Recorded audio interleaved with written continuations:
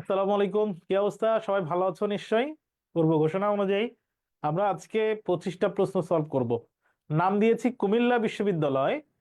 এটা কুমিল্লা বিশ্ববিদ্যালয়ের প্রশ্ন সলভ নাম হয়তো দিয়েছি, কিন্তু আসলে সামনে গুচ্ছের জন্য কাজে লাগতে পারে। বাংলার প্রশ্ন, অ্যাডমিশনের প্রশ্ন, বেশিরভাগ প্রশ্ন বেশিরভাগ বিশ্ববিদ্যালয়ের ইউনিটের জন্য গুরুত্বপূর্ণ। তবে কিছু প্রশ্ন সেটার জন্য গুরুত্বপূর্ণ, যেমন কুমিল্লা বিশ্ববিদ্যালয়ে লেখক পরিচিতি সাহিত্যের বাইরে অনেক সময় মধ্যযুগের প্রশ্ন, সাহিত্যের প্রাচীন যুগের প্রশ্ন আসে দেখা যায়, এরকম দু একটা প্রশ্ন হয়তো থাকবে। তবে 25টা প্রশ্নের 20 থেকে 22টা প্রশ্নই সকল বিশ্ববিদ্যালয়ের জন্য গুরুত্বপূর্ণ যারা মানবিকে পরীক্ষা দেয়। এই জন্য স্পেশাল কোনোটা বিশ্ববিদ্যালয় সম্পর্কে প্রশ্ন বিষয়টা এরকম না। তবে তারপরেও আমরা সলভ করি। আমরা যখন সলভ করি শুরুতেই তোমাদেরকে বলি খাতা কলম নিয়ে বসতে, লিখতে হবে। আশা করছি সেই কাজটা তোমরা ইতোমধ্যে করেছো। খাতা কলম নিয়ে বসো এবং নোট করো একটা প্রশ্ন সম্পর্কে যে যে তথ্য বলি। তাহলে আমরা শুরু করি। চারণ কবি কাকে বলা হয়? চারণ কবি কাকে বলা হয়, এই প্রশ্নটা নর্মালি এই কুমিল্লার জন্যই শুধু এই প্রশ্নটা আলাদা করে কুমিল্লা বিশ্ববিদ্যালয়ের বিগত বছরের প্রশ্ন ঘাটলে দেখা যায় যে এই প্রশ্ন একবার এসেছে, কিন্তু অন্যান্য বিশ্ববিদ্যালয়ে আমরা দেখেছি যে এই প্রশ্ন খুব একটা গুরুত্বপূর্ণ না। আমরা চারণ কবি বলি মুকুন্দ দাসকে। মুকুন্দ দাসের ছদ্মনাম বা অন্য নাম বলতে পারো, মুকুন্দ দাসের চারণ কবি। আমরা প্রশ্ন নম্বর 2-এ যাই। কবি গোলাম মোস্তফা রচিত মহাকাব্যের নাম। মহাকাব্যের নাম, এখানে বিষাদ সিন্ধু হয়ে গেছে, এটা বিষাদ সিন্ধু হবে। মহাকাব্য বলেছে, কবি গোলাম মোস্তফা রচিত মহাকাব্য। আমরা এখানে সঞ্চয়িতা, সঞ্চয়িতা একটা কাব্যগ্রন্থ, বলতে হবে এটা কার লেখা। সঞ্চয়িতা এই কাব্যগ্রন্থটি কার? সঞ্চিতা আর সঞ্চয়িতা দুইটা আছে। বিশ্ব নবী, এটা গোলাম মোস্তফা রচিত মহাকাব্যের নাম। মহাশ্মশান, এটা কাইকোবাদ রচিত। বিষাদ সিন্ধু মীর মোশাররফ হোসেন, মীর মোশাররফ হোসেন মোশাররফের লেখা। মহাশ্মশান কাইকোবাদের লেখা। আর সঞ্চয়িতা, সঞ্চিতা একটা কাব্যগ্রন্থ লিখেছেন কাজী নজরুল। আর সঞ্চয়িতা এই কাব্যগ্রন্থটা লিখেছেন রবীন্দ্রনাথ ঠাকুর। তাইলে আমরা দেখতে পাচ্ছি 4টা প্রশ্নের মধ্যে সঞ্চয়িতা বানান ভুল করেছে একজন যে লিখেছে, বানানটা ভুল হয়েছে তার। সঞ্চয়িতা, এই সরি, বিশ্বনবী গোলাম মোস্তফা রচিত মহাকাব্যের নাম। 3 নম্বর, নত্যবিধান অনুসারে ভুল বানান আছে কোন গুচ্ছে? কোন জায়গায় ভুল বানান আছে? আমরা এই যে লিখি প্রশ্নের ধরন, এই ধরন বানানটা কিন্তু দন্তান্ন হয়। তাহলে এখানে দন্তান্ন ঠিক আছে। যদিও আমরা বিভিন্ন জায়গায়, বিভিন্ন বইয়ে, অনেক জায়গায় এই যে বিভিন্ন ধরনের লিখতে গিয়ে বেশিরভাগ জায়গায় আমরা মূর্ধন্য লিখতে দেখি ভুল করে। এটা ভুল, এটা হবে না। কণ্ঠ বানানে আমরা জানি ঠ এর সাথে ন যুক্ত হইলে এই নটা মূর্ধন্য হয়। তাহলে এই বানান দুইটা ঠিক আছে। আমাদেরকে বের করতে হবে ভুল কোন জায়গায় ভুল আছে। পরিবহন বানানে মূর্ধন্য আবার দন্তান্ন এটাও হয়, তাহলে মূর্ধন্য নিয়ম অনুযায়ী হয়। ক্ষণকালে মূর্ধন্য আছে, এটাও ঠিক আছে।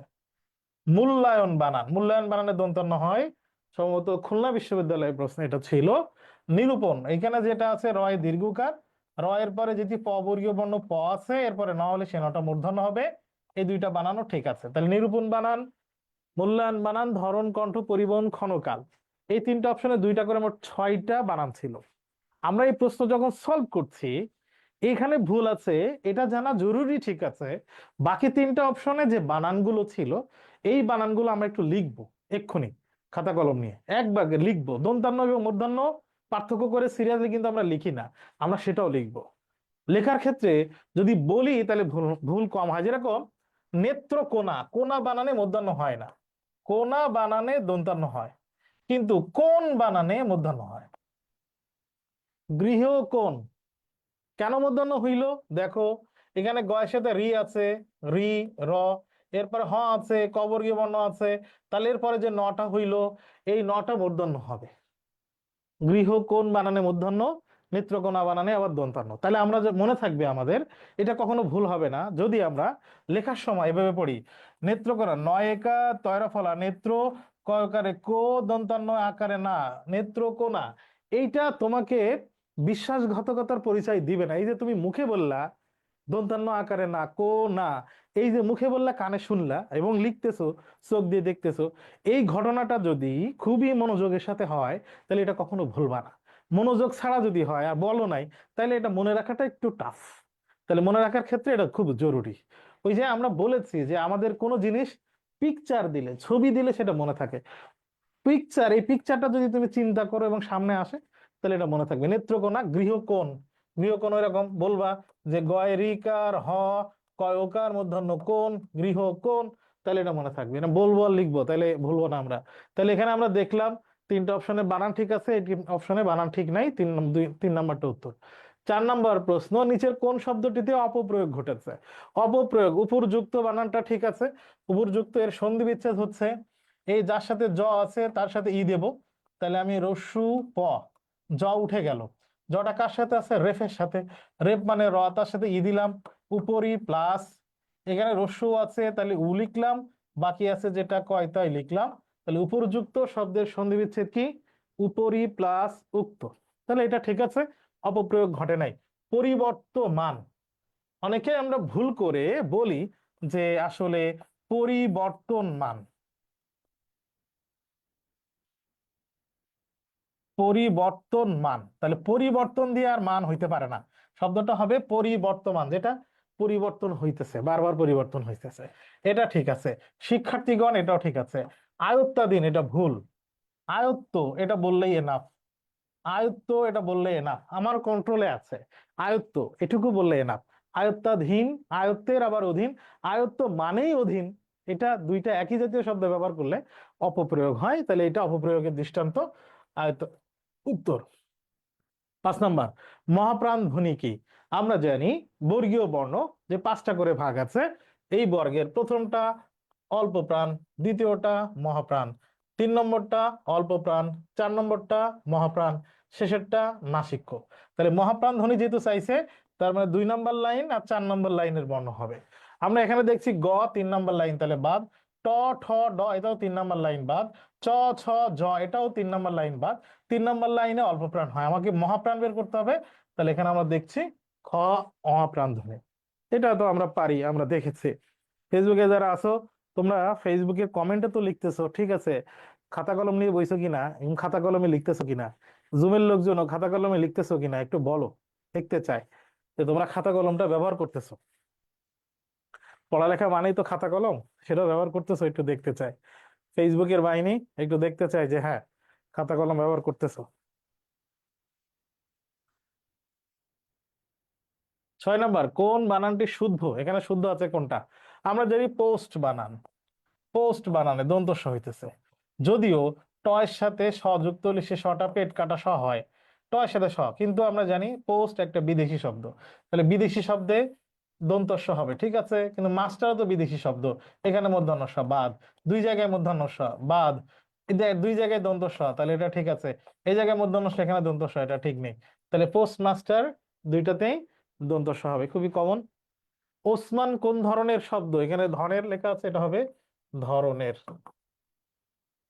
ওসমান একটা আরবি শব্দ, ওসমান, ওসমান আরবি ভাষার শব্দ। হুম, আরবি ভাষার শব্দ। আসসালামু আলাইকুম স্যার, কেমন আছেন? অনেকদিন পরে ক্লাসে জয়েন করেছি। আলহামদুলিল্লাহ, ভালো আছি। অসংখ্য ধন্যবাদ ক্লাসে জয়েন হওয়ার জন্য। 8 নম্বর, রাশি রাশি ভাড়া ভাড়া, এটা ভাড়া তারা হয়ে গেছে, এটা হবে ভাড়া ভাড়া। রাশি রাশি ভাড়া ভাড়া শব্দের এরূপ ব্যবহারকে বলে? এই রাশি রাশি আর ভাড়া ভাড়া দ্বারা কি বোঝায়, মানে শাব্দিক অর্থ কি? রাশি রাশি ধান এর মানে কি? রাশি রাশি ধান মানে হচ্ছে অধিক ধান, অধিক ধান, অধিক বা বেশি। তার মানে এই রাশি শব্দটা দুইবার ব্যবহার করা হয়েছে। একটা শব্দ দুইবার ব্যবহার করলে এই শব্দগুলোকে কি বলে?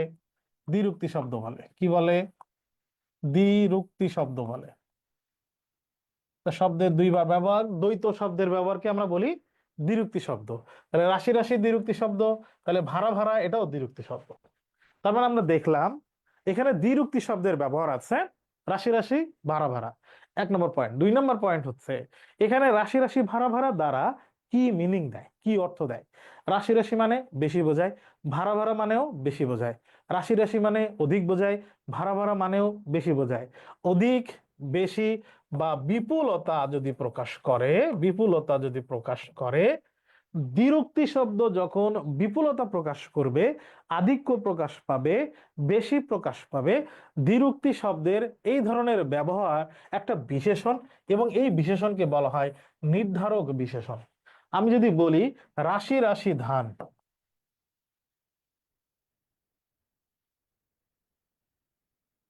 এই যে রাশি রাশি ধান, এই ধানের পরিমাণ নির্দেশ করেছে রাশি রাশি, ধানের পরিমাণ নির্দেশ করলো এই রাশি রাশি শব্দটা।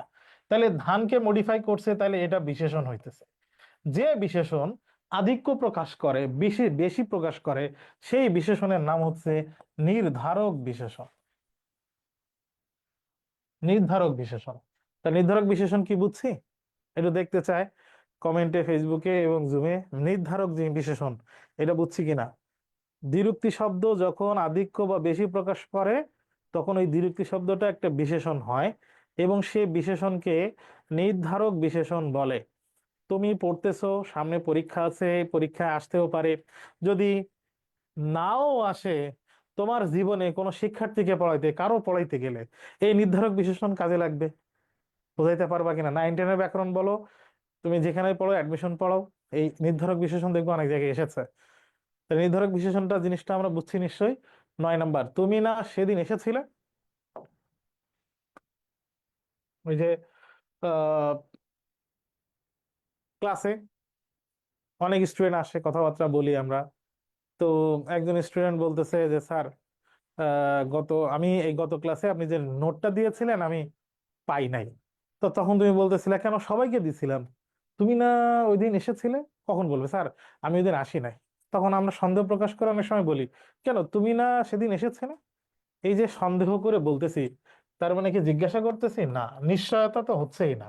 রাগ করে বলতে পারি, কিন্তু এই ভাবার্থক অর্থকে বলা হয় অনুমান। তুমি না সেদিন এসেছিলে। এটা কুমিল্লা সহ বিগত বছরে অন্যান্য বিশ্ববিদ্যালয়ে অনেক জায়গায় তোমরা এই প্রশ্নটা দেখতে পারো, এসেছে মনে হচ্ছে। পদ্ধতি শব্দের সন্ধি বিচ্ছেদ কি? সন্ধি বিচ্ছেদে দ এবং ধ যদি একসাথে লেগে যায়, দ ও ধ যদি একসাথে লেগে যায়, তাহলে আমাদের কি করতে হবে? আমাদের করতে হবে মাঝখানে আলাদা করে ধয়ের পরিবর্তে তুমি হ লিখবা, ধয়ের পরিবর্তে হ লিখবা। দ ধ যদি একসাথে লেগে যায়, ধয়ের পরিবর্তে তুমি হ লিখবা, আর দয়ের পরিবর্তে দ থাকতে পারে, অথবা খণ্ডতা হতে পারে। যদি দ দিয়ে শব্দটা মিনিংফুল হয়, মনে হইতেছে এই ওয়ার্ডটা ঠিক আছে, দ দিবা। আর দ দিয়ে না হইলে, যদি মিনিংফুল না হয়, তাহলে খণ্ডতা। এই দ আর খণ্ডতার বাইরেও যাবে না, আর ধয়ের পরিবর্তে হয়ের বাইরে যাবে না। তাহলে আমরা একটু তদ্ধিত শব্দটা সন্ধি বিচ্ছেদ করি। তদ্ধিত, তদ্ধিত শব্দের সন্ধি বিচ্ছেদ করলে কি হইতেছে? এই যে মাঝখান থেকে কেটে দাও, মাঝখান থেকে কেটে দিলে এখানে ত থাকে, আর দ আছে, তদ। তদ খণ্ডত হয় না, তৎ হয় না, তদ প্লাস। তাহলে এখানে দয়ের জায়গায় দ রাখলাম, গেল। আর বাকি আছে এই ধ, ত, আর এখানে কিন্তু রস্বইকার আছে, তাহলে রস্বইকার দিলাম। এই ধয়ের জায়গায় আমাকে কি দিতে হবে? হ দিতে হবে, আর শেষে ত দিলাম। তাহলে তদ্ধিত শব্দের সন্ধি বিচ্ছেদ কি? তদ যুক্ত হিত, তদ্ধিত। তাহলে বলো উদ্ধত শব্দের সন্ধি বিচ্ছেদ কি? উদ্ধত, উদ্ধত শব্দের সন্ধি বিচ্ছেদ কি? মাঝখানে যদি বাদ দেই, তাহলে থাকে কি? উ, দ। তাহলে আমি দেখতেছি উ এর পরে দ হয় না, মিনিংফুল শব্দ হচ্ছে উথ। তাহলে দ বাদ দিয়ে খণ্ডত দিলাম, উথ প্লাস এই যে বাকি আছে ধ আর ত, ধয়ের জায়গায় হ দিতে হবে, আর ত, উথ যুক্ত হত, উদ্ধত। এটা যদি হয়ে থাকে, তাহলে এই যে পদ্ধতি, এইখানে প লিখলাম, আর এখানে দয়ের জায়গায় দ লিখলাম, প্লাস ধতি, তাহলে আমি লিখবো কি? হতি। পদ প্লাস হতি, পদ্ধতি। এই যে এখানে আছে, পদ্ধতি হইতেছে না, পদ্ধতি হয় না, পদরীতি হয় না, পদ প্লাস হতি, পদ্ধতি। বুঝতেছো? এই নিয়মের কোন একটা আসলে পারবো? দ ধ লেগে গেলে একসাথে, এই নিয়মে কোন একটা আসলে পারবো? হ্যাঁ বাচক শব্দ, পজিটিভ ওয়ার্ড আমি দেখতে চাই। পজিটিভ, জি পারবো, অবশ্যই পারবো, এরকম অবশ্যই পারবো ইনশাআল্লাহ। পারবো না মানে অবশ্যই পারবো ইনশাআল্লাহ, না বলবা না। হ্যাঁ পারবো, ইনশাল্লাহ পারবো, পারতেই হবে, পারবোই আমি। এই ধরনের পজিটিভ ওয়ার্ড ইউজ করবা। পজিটিভ ওয়ার্ড যত ইউজ করবা, তোমার মন তোমাকে কাজের প্রতি অ্যাক্টিভ করবে, যে ইনশাআল্লাহ। হুম। ভালো মানুষের ভালো শব্দটি কোন ধরনের বিশেষণ? ভালো মানুষ মানুষকে ভালো মডিফাই করছে। ভালো মানুষের ভালো মানুষ এটা আস্থাবাচক না, রূপবাচক না, নির্দিষ্ট জ্ঞাপক না, এটা গুণবাচক। গুণবাচক এটা কোথায় পাবো? নাম বিশেষণের দেখবো অনেকগুলো প্রকারভেদ আছে। নাম বিশেষণের এটা আমরা অন্য ক্লাসে, নাম বিশেষণের প্রকারভেদ আছে। তাজা মাছ, বিগত বছরের প্রশ্ন কাটলে দেখবা তাজা মাছ থেকে অনেকবার প্রশ্ন এসেছে। নাম বিশেষণের ওই প্রকারভেদ গুলো আবার একটু রিডিং দেওয়া ভালো করে, ভালো করে অবশ্যই রিডিং দেওয়া ভালো করে। ঘটিরাম বলতে কি বোঝায়? ঘটিরাম মানে অপদার্থ। ঘটিরাম মানে অপদার্থ, খুবই কমন প্রশ্ন। যে লোক শিক্ষিত তাকে সবাই শ্রদ্ধা করে। যে লোক শিক্ষিত, যে আছে, এখানে কমা আছে, আমি থেমে গেলাম। যে আছে, যে থাকলে, যে সে এটা থাকলে জটিল বাক্য হয়, একটা পয়েন্টে পাইলাম। এরপরে যে লোক শিক্ষিত, কমা আছে, কমা থাকলে তো আবার জটিল হইতে পারে, আবার যৌগিকও হইতে পারে। তাহলে এটা জটিল হবে কিনা সেটার জন্য আমাকে কি করতে হবে? কমার ওখানে গিয়ে আমি থেমে গেলাম। থেমে গেলাম, তাহলে কি হলো? যে লোক শিক্ষিত, বাক্য কি শেষ হইছে? মনে হইতেছে যে এখানে সেন্টেন্স শেষ, খালাস। না, মনে হইতেছে সেন্টেন্স শেষ হয় নাই। কমার ওখানে গিয়ে যদি দেখি বাক্য শেষ হয় নাই, আবার যে আছে, এই দুইটা কন্ডিশন মিললে সেই বাক্যকে কি বলে? জটিল বাক্য। এখানে মিশ্র বাক্য আছে, দুইটা অপশনে হইতে পারে, আমরা প্রথমটা দিলে হয়, যে কোনো একটা দিলে হবে। জটিল বা মিশ্র বাক্য। স্যার আস্তে আস্তে পড়ান। আচ্ছা, সাদিয়া আক্তার মিথিলা।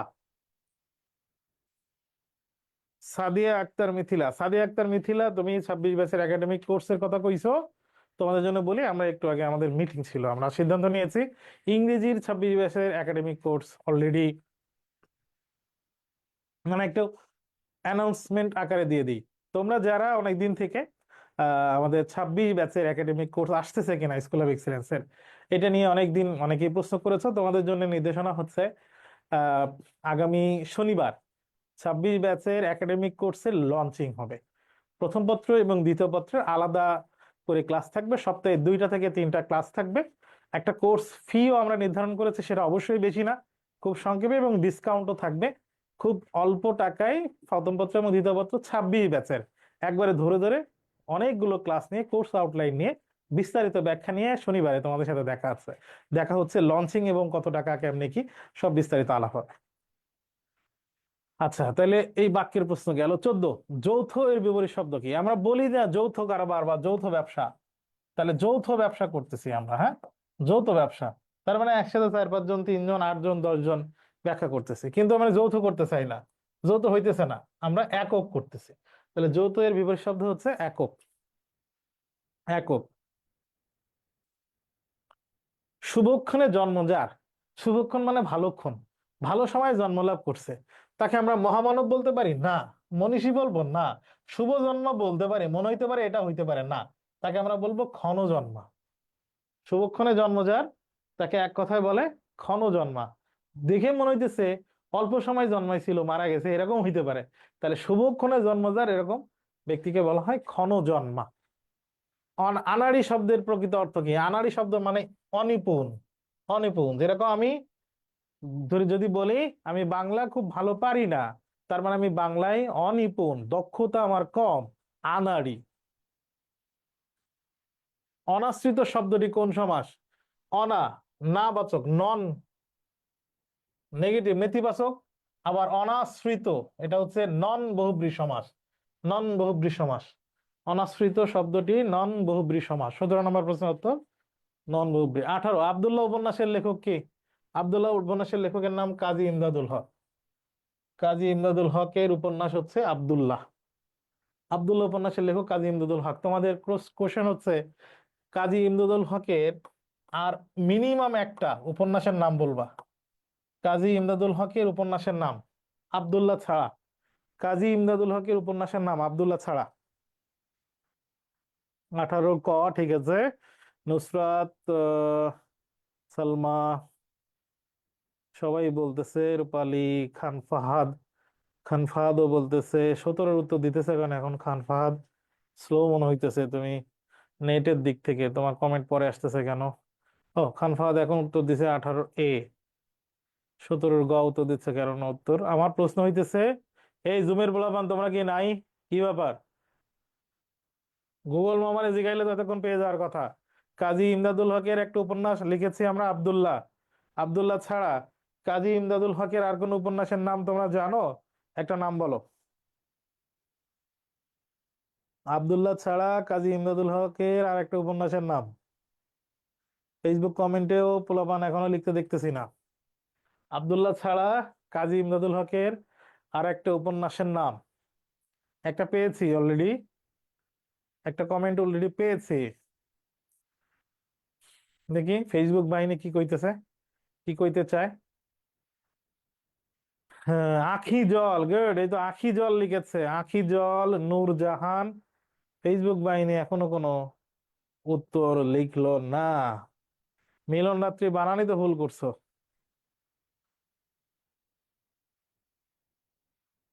ভুলে গেছি ভাইয়া। মুজাহিদ মজুমদার, গুগল সার্চ করে কি করো না।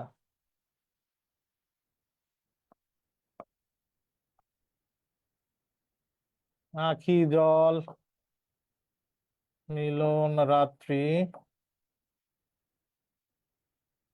আখি জল মিলন রাত্রি। ফেসবুকের এরা কি স্লো নাকি লিখতেছে না ইচ্ছা করে? একজন লিখছে নবী কাহিনী নূরজাহান, গুড, এটা তো আমরা বেশ কয়েকটা জানলাম। ঠিক আছে, আমরা পরের প্রশ্নে যাই। যে জমিতে ফসল জন্মায় না, যে জমিতে কোনো ফসলই হয় না সেই জমিকে কি বলে? সেই জমিকে ঊষর বলে। যে জমিতে কোনো ফসল হয় না তাকে ঊষর বলে। সকলের দ্বারা অনুষ্ঠিত, সকলের দ্বারা অনুষ্ঠিত হয়েছে এরকম শব্দকে বলা হয় সার্বজনীন। আর যদি হয় সকলের জন্য মঙ্গলজনক বা কল্যাণকর, সকলের জন্য মঙ্গলজনক বা কল্যাণকর হইলে সেটাকে বলা হয় সর্বজনীন। সর্বজনীন হচ্ছে সকলের জন্যই মঙ্গলজনক, আর সকলের দ্বারা অনুষ্ঠিত এটা হলে তাকে বলা হয় সার্বজনীন। ছোটখাটো এরকম টোটকা বা এরকম দুইটা পার্থক্য কি দেখাইছিলাম, দেখালাম তো। সকলে মিলে চেষ্টা করছে এটাকে বলা হয় সার্বজনীন। আর যে জিনিসটা সকলের জন্য কল্যাণ হইতে পারে সেইটাকে, সেটা মিন করলে সেটাকে বলা হয় সর্বজনীন। আর সার্বজনীন হচ্ছে সকল মিলে যেটা করছে। এই দুইটা হচ্ছে পার্থক্য। এরকম বাংলা ছোটখাটো এরকম টোটকা বিভিন্ন প্রশ্ন তোমরা আমাদের টেলিগ্রাম চ্যানেল স্কুল অফ এক্সেলেন্সের টেলিগ্রাম চ্যানেল তো আছো। এছাড়াও আমার একটা টেলিগ্রাম চ্যানেল আছে শুধু বাংলার জন্য, বাংলা শিখি, সেখানে তোমরা যুক্ত হইতে পারো। তোমাদেরকে তোমাদেরকে লিংক দিয়ে দেবো। কোন বাক্যে ভালো শব্দটি সুন্দর অর্থে ব্যবহৃত হয়েছে? তোমার শরীর ভালো তো এখানে সুন্দর না। ছেলেটি বেশ ভালো, সে দক্ষতা হইতে পারে, এখানে সুন্দর অর্থে না। মেয়েটির চেহারা বেশ ভালো, এখানে চেহারা বেশ ভালো, তার মানে এখানে চেহারা মানে অবশ্যই সৌন্দর্যের বিষয় আসছে, সুন্দর। আর এই পড়াশোনায় ভালো, এখানেও দক্ষতা আছে, তাহলে সুন্দর অর্থে ব্যবহৃত হয়েছে মেয়েটি চেহারা বেশ ভালো।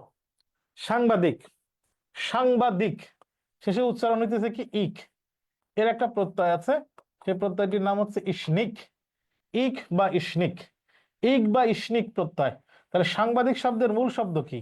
সাংবাদিক শব্দের মূল শব্দ হচ্ছে সংবাদ প্লাস ইসনিক, সংবাদ প্লাস ইসনিক। আমরা যদি সাহিত্যিক শব্দটি দেখি, সাহিত্যিক, সাহিত্যিক শব্দটি আমরা জানি, সাহিত্যিক শব্দটির প্রধান শব্দ কি? সাহিত্য প্লাস ইসনিক, ইসনিক, সাহিত্যযুক্ত ইসনিক, দিনযুক্ত ইসনিক, দৈনিক, সংবাদযুক্ত ইসনিক, সাংবাদিক। তাহলে এটা কি মৌলিক শব্দ? এটাকে কি বিশ্লেষণ করা যাচ্ছে না? যাচ্ছে। তাহলে মৌলিক শব্দ হইতেছে না, এটা যৌগিক শব্দ হইতেছে না, এটা প্রাতিপাদিক না, এটা সাধিত শব্দ। তার মানে কি? এইটা ব্যাকরণের কোনো না কোনো শব্দের সাহায্যে গঠিত। ব্যাকরণের কোনো না কোনো শব্দের সাথে গঠিত হইলে সেটাকে সাধিত শব্দ বলে। আচ্ছা, কাদম্বিনী শব্দের অর্থ কি? কাদম্বিনী শব্দের অর্থ হচ্ছে মেঘ। আমরা এখন মেঘের আরো দুই তিনটা সমর্থক শব্দ পড়বো। মেঘের, দেখি কয়টা পারো। মেঘের সমর্থক শব্দ মিনিমাম আমরা তিন চারটা দেখি। মেঘের সমর্থক শব্দ মেঘ, কাদম্বিনী মানে মেঘ, মেঘের শব্দ দেখতে চাই। জিমতি, ওকে ফাইন। আর